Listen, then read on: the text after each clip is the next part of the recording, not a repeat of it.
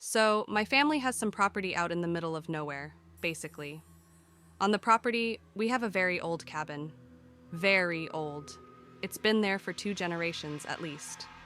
The story we were told was that the people who lived there were the local indigenous chief's daughter, who was banished from her tribe for marrying a white man, which was extremely frowned upon at that time.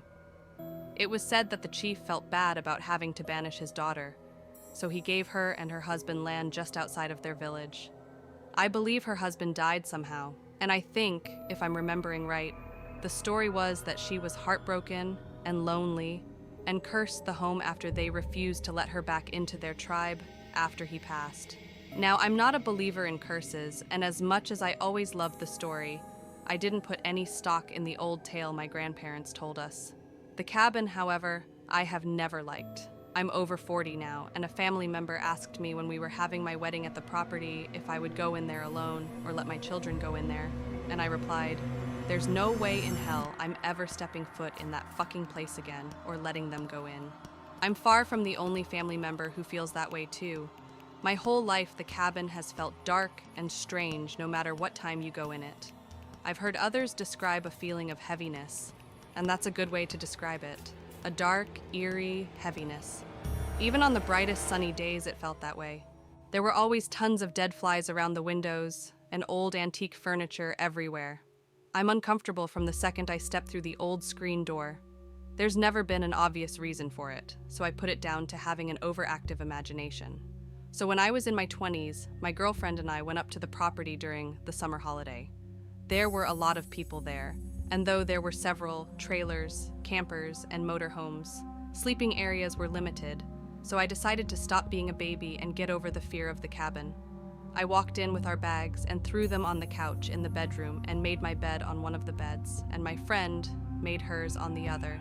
We spent the night having fun, chatting, and roasting marshmallows around the fire, and then when it was fairly late, we went into the cabin to go to bed. My friend is hilarious, and we always laugh a ridiculous amount when we are together, so we weren't tense or anything. We laid on our beds and were still chatting and laughing when we heard some noises and my friend got freaked out. I explained that it's an old cabin and there's bound to be mice, but just to ignore them. My friend lasted on her bed for about 2 more rounds of scratching noises, and she jumped over to mine. I was okay with that because I was still a bit uncomfortable in the cabin. We laid in the room listening for the sounds again so I could explain exactly what we were hearing, as I'm used to mice being in some of the areas around there.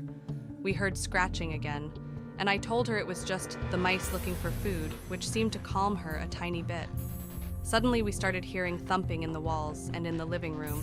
There's a bathroom and little hall in between the bedroom and living room, and it's by far the creepiest area in the cabin. I can't explain why. My friend was so frightened that I said I'd turn on the light in the bedroom so we could hopefully see or figure out what was making the noise. Hoping to avoid accidentally stepping on a cute little mouse, I hopped from the bed to the couch, which was right beside the door and the light switch. I quickly found and flicked on the light switch. As I did, the both of us quickly searched the room for any signs of, well, anything really. We couldn't see anything. I told her that it probably was just mice, and they scurried away when I jumped. I flicked the light switch off and waited to hear any sounds so I could quickly flick the light on and catch it. It was only a couple of seconds when we heard a thump in the room and a crash in the living room, so I flipped on the light and laughed when, again, we couldn't see anything. I stepped off the couch and my bag went flying from the couch across the floor. My girlfriend screamed and I said, "Fuck this," as I grabbed her to run out. As we ran past the bathroom into the living room, I saw all the old antique furniture was flipped upside down and looked like someone had tossed everything across the room. I didn't mention it to my friend. We ran into the kitchen to the screen door, and suddenly it occurred to me that maybe my uncles had played a prank on me, as they so loved to do. As we neared the screen door, I realized the hook was still latched, and there was no other way in. The door beyond it was also locked still, so we ran into my parents' fifth-wheel trailer and explained what had happened. My dad walked with me back to the cabin to look at the furniture, and everything was back in place. I can't explain it. I don't know what it was or why it happened. I don't know if they believed me or if any of my family believes me, except my brother who feels the same about the cabin, but I don't care. My friend Jamie knows what happened, and so do I, and I will never go back into the cabin. We talked about it once, years later. She looked at me and asked, "Did you see all the furniture was all over the place?" I can't decide if it's comforting knowing she saw it too. Now we moved to a rural area in a very small town. The house is old, and we hadn't been here long when stuff started happening. One of the first nights, we only had a few of our pots and pans unpacked for cooking so far because we were renovating. So we had washed the one we used by hand and put it on a drying mat on the counter. I heard a loud noise in the middle of the night and heard nothing after. I got my husband to check, but he couldn't see anything. When I got up in the morning, I saw the pot on the floor with a huge dent in it. I'm honestly not sure how it could have fallen off the counter. There's not an eerie presence or anything, so I didn't think anything of it really. I had several other experiences after that though. One day, around 11 a.m., I was sitting on my bed with my cat reading. All of a sudden, my cat, who I had never heard do anything but meow, sat up, looked at the bedroom door, and started growling and then hissing.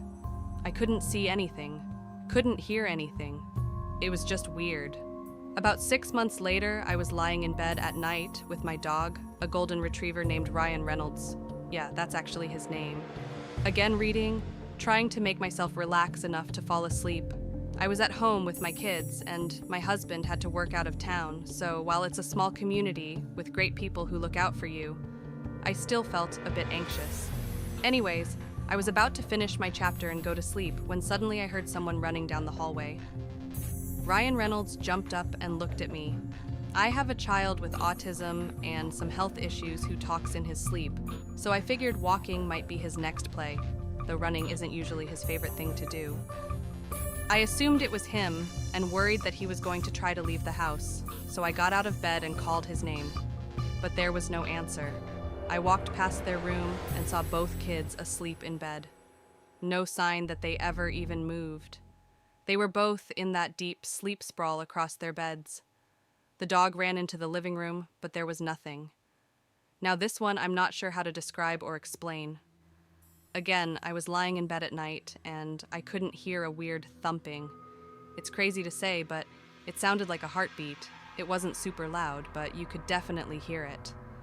I woke my husband up and asked him if he heard it. He said he did, and he's a huge skeptic of everything. I asked him what it was, and we couldn't figure it out. We checked, and it was louder in the spare room beside my kids' room. It got louder the closer you got to the shared wall. The weirdest part is there was absolutely zero sound in their room. Nothing. Then there was a weird sound that almost sounded like breathing, like the house was breathing in and out. We couldn't locate where it was coming from or what it could be. My husband went back to sleep, and I sat in bed hearing this weird heartbeat with breathing noises. It was a mild night with no wind. We haven't heard it again. My neighbors told me that their friend that lived here passed away years ago after getting cancer. She sounded like a fun person. So now when I'm alone, I chat to her and ask her if she could start helping out with the housekeeping instead of moving stuff or flickering lights. It would be way better. Wishful thinking on my part. My son refuses to be alone in the living room by himself. He says someone is watching him. He said they don't seem mean, but he just doesn't like it. I guess time will tell if it's just our minds playing tricks or not.